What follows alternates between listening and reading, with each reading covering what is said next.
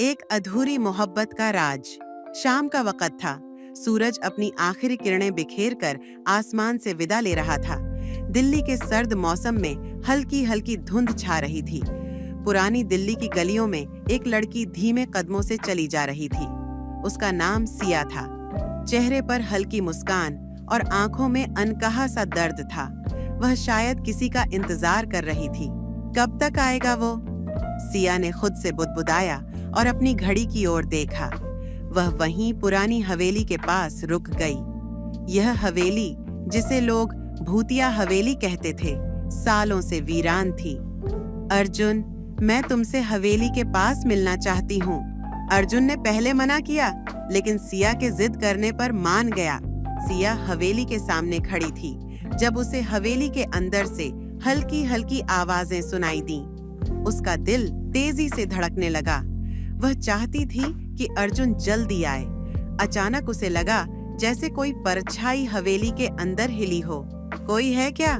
सिया ने धीमी आवाज में कहा। अचानक हवेली के दरवाजे से अर्जुन बाहर आता दिखा। तुम अंदर क्या कर रहे थे अर्जुन?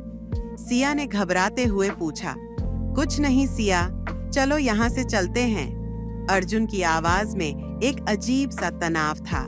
सिया ने उसे ध्यान से देखा। उसके कपड़ों पर धूल लगी थी और चेहरा पसीने से भरा था।